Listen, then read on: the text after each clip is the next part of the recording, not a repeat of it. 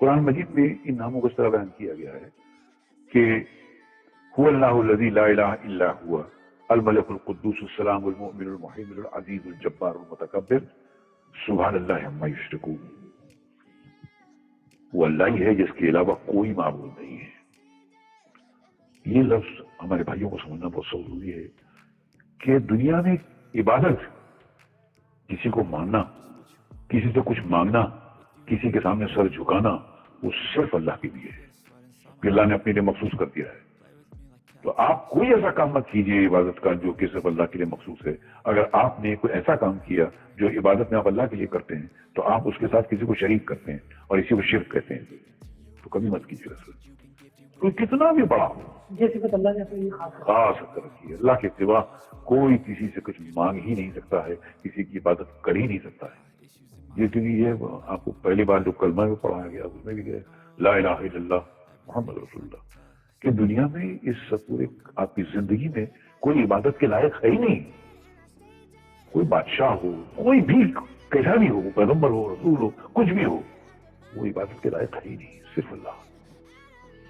یہ مخصوص ہے اللہ کے لیے.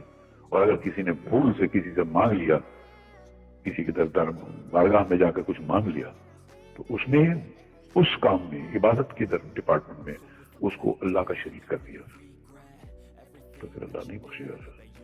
ارے اللہ تو کیا اس کے فرشتے نہیں بخشیں گے، وہ پورے جلال میں آ جاتے ہیں. تو اس لیے انسان اپنے آپ کو تباہی سے اگر بچانا چاہتا ہے تو کبھی بھی وہ اللہ کی عبادت میں کسی کو شامل نہ کرے.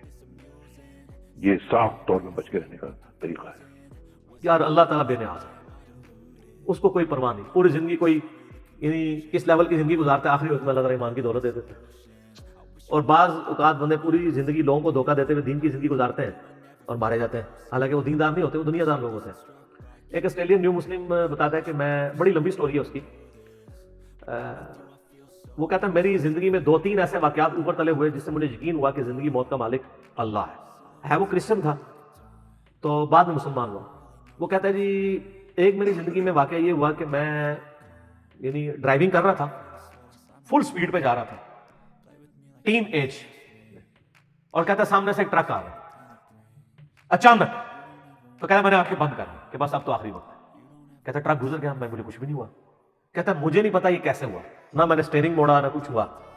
کہتا ہے بل اس ایک لمحے کے اندر کہتا ہے مجھے اپنی زندگی کی نا کئی ایک چیزیں نا آخری وقت جب بندے کو آتا ہے نا تو کہتا ہے مجھے اپنی زندگی کے کئی واقعات نا ریمائنڈ ہونے شروع ہو گئے کہ اب تو میری موت آ گئی ہے، میں نے تو یہ برائی بھی کی ہے، یہ برائی بھی کی ہے، یہ برائی بھی کی ہے. اچھا کہتا ہے میں پریشان ہوا. پھر کہتا ہے کچھ دنوں بعد میں ایک ATM مشین کے اوپر پیسے نکالنے کے لیے گیا تو وہاں پہ کوئی بندہ اندر گھسا ہوا تھا. اس نے یہاں پہ ریوالور رکھی اور مجھ سے پیسے مانگے. تو کہتا ہے میں نے اس کو پیسے نہیں دیے تو اس نے وہ پسٹل چلائی. کہتا ہے اس نے چلائی تو گولی نکلی، دوسری تیسری چوتھی پانچویں، اس گولی نکلی نہیں. تو کہتا ہے یہ 2 واقعات اوپر تلے میرے ساتھ ہوئے، یہ اللہ تعالیٰ پھر گائیڈ کر رہا ہوتا ہے. کہتا ہے میں نے پھر کہا کہ میں پرپز آف لائف کو تلاش کروں گا، مجھے 2 بار زندگی نہیں ملی ہے. تو اس بندے نے اسٹڈی کرنا شروع کیا، الٹیمیٹلی وہ قرآن تک، اسلام تک پہنچ گیا، مسلمان ہو گیا. پھر اس نے مسلمانوں سے بھی بڑا گلہ کیا کہ یہ آپ کا کام تھا ہمیں پرپز آف لائف بتاتے، زندگی کا مقصد کیا ہے. تو وہ کہتا ہے کہ میری ایک نانی تھی نا، ان کی عمر 80+ تھی. تو وہ کہتا ہے وہ گاؤں میں رہتی تھی، تو کہتے ہیں وہ مجھ سے بڑا پیار کرتی تھی. تو وہ کہتا ہے کہ میں نا یعنی مسلمان ہوا تو میری پہلی خواہش یہ ہوئی کہ میں کسی طریقے سے اسے مسلمان کروں. وہ تو مرنے کے قریب ہے، کلمہ پڑھنا، ٹھیک ہے. کہتا ہے میں اپنے گاؤں گیا تو میں نے اپنی نانی سے پوچھا کہ آپ مجھ سے کتنی محبت کرتی ہو. اس نے کہا بیٹا میں تو تیرے لیے جان بھی دے سکتی ہے، سب کچھ. تو اس نے کہا میں جان نہیں مانگا، آپ صرف ایک دفعہ شہادت مانگو کہ اللہ کو ایک مانو. جیسس کرائسٹ بھی پیغمبر ہے، وہ بھی اللہ کے بیٹے نہیں تھے، اور جیسس کرائسٹ نے ہمیں خبر دیا کہ آخری نبی آئیں گے محمد رسول اللہ صلی اللہ علیہ وسلم. تو یہ میری خواہش آپ کو. تو وہ نانی کہتی ہے کہ میں مجبور ہوں، تیرے ساتھ مجھے پیار ہی اتنا ہے، چل تو کہتا ہے تو میں کلمہ پڑھ کے مسلمان ہو جاتا. ہائے ہائے 1 ہفتے بعد وہ فوت ہو گئی. یہ جناب تقدیر کے فیصلے ہیں.